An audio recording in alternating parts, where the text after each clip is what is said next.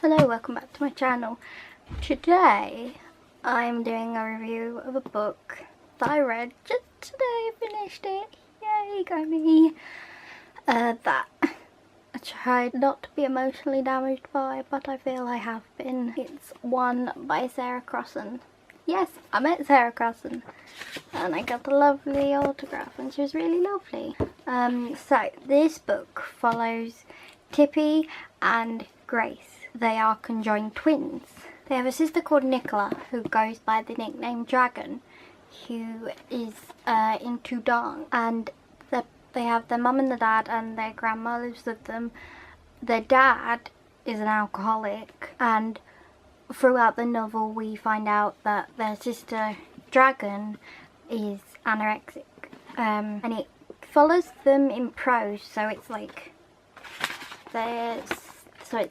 it's not chapters, so it made it a lot quicker to read in that sense, because you just had one bit and then moved on to the next bit, so it was really quite nifty.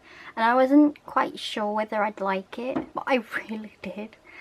And we follow them as they start at a new school. They have been homeschooled since, you know, forever, and then because they are experiencing financial trouble, they have to go to high school, and they meet a girl called Yasmin and a boy called John. And Yasmin, we find out, has HIV, so she knows the experience of being the freak, I guess you could say. And John, John and Grace, they were so... And I loved Yasmin and John because although there was this moment where you hear John sort of being like, you know, I feel so sorry for them, it's soon worked over and we find out that Grace has a bit of a crush on John, and John, I think, has a bit of a crush on Grace. And Tippi says to her, you know, don't fall in love because not one of the smartest moves you can do. We're conjoined.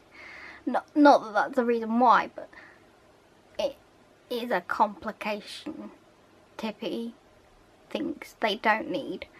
And so we see how they sort of bond, especially Yasmin and Tippi and Grace. They sort of, again, they have the mutual sharedness of, you know, almost like having a death sentence over you, because the HIV and conjointness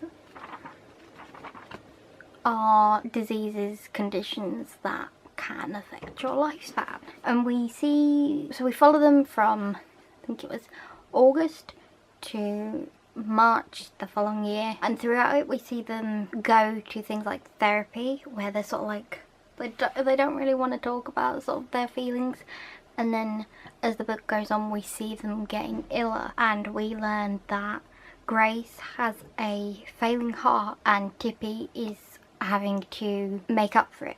So Tippi and Grace, they have their own bodies, but they, from I'd say around stomach area, just the bottom of your ribs where your diaphragm is, they are conjoined, so they share a pair of legs. They obviously have one private part backside, and so their doctor says to them, you know, you're gonna die if we don't separate you. And so they make quite the hard decision, even though they've said they don't want to be separated. They realise that, you know, sometimes you have to make the choice, because that the choice doesn't just affect you. But all the while, about halfway through this book, because Grace is sort of like, we've got to help the family, you know, we're running out of money, we've got nothing to live on, why don't we respond to this journalist who has been trying to procure us to film us and talk about our lives. And so Tippi finally gives in and says to Grace, you know, do that, get in touch with her.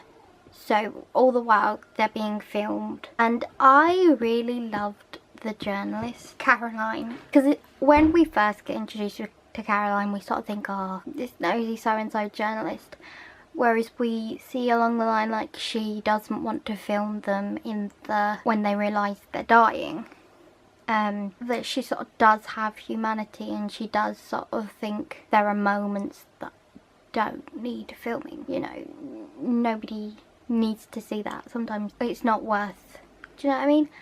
Because that is something private, really. I'm trying to think how to explain it. So then they're getting prepared for surgery. They have they have bags of fluid inserted into their skin to stretch the skin, so when they are separated they can be stitched together. And there are discussions of who gets what parts. So they'll have one leg each, and the doctors decide Tippi will have the private parts and Grace, they will just make hers. And we see Grace sort of trying to rationalise that decision and being like, why have they chose that?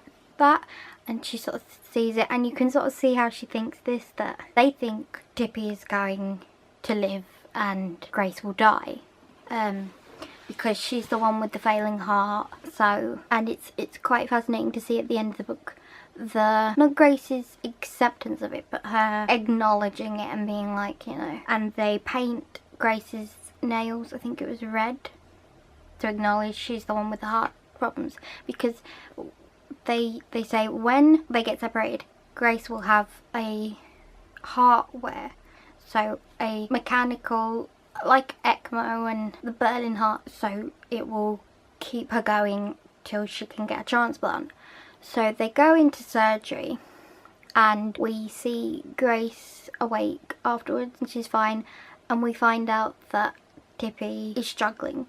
And there's this lovely scene that we read about where Grace goes to Tippi and they're together again, and she says to her, you know, Tippi's like, I'm sinking, and Grace is like, you're not. And Grace can see that Tippi is dying, so she says to her, you know, go if you have to. She doesn't want Tippi to be in pain, because that is her sister, that is who she has been joined to, spent every waking minute with for the whole of her life.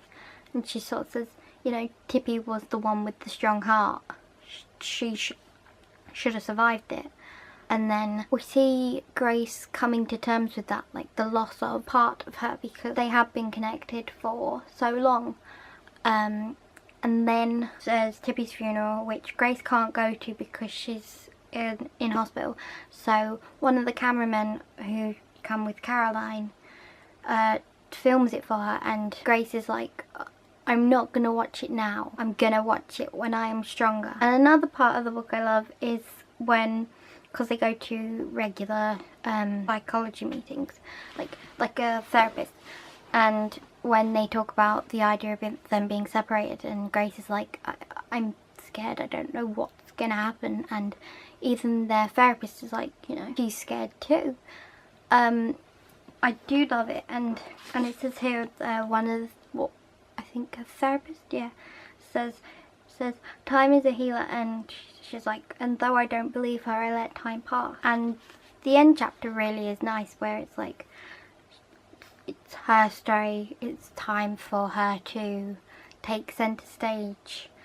It is no longer a tale of two tales tangled in each other, and that she's hidden from the world long enough, and that it's the story of how she used to be two and now she's one, and it's the story of us. I just thought it was a really good book, and it taught the value, it gives you the value of life, like, you know, every life is worth living, which is something I believe, you know, no matter how dire, every life is worth living, every life is valued. I really liked it. There's just so many things I could say about this book, and I can't get them to mind. But yes, go pick up this book. I would advise you to. People might think it's quite a sad story. It's not. It's, I don't want to say it's uplifting, because the ending is not uplifting, but it's realistic, and it shows that, you know, not everybody. It's like Beautiful Broken Things, where I said not everybody gets that happy ending. You can have some semblance of a happy ending, but it's not going to be perfect. And I feel like that's what this is, because, and I feel like she did research on conjoiners, and it's quite a fascinating area. But yeah, I would recommend going to read this. And when you read it, it actually flies by so much that you don't know that you don't realise you've read it all. I hope you enjoyed this. I think it was a bit deep. I could say so much more about this book, but it's hard to sum up. Yeah, I hope you enjoyed it. Thanks for watching. Bye.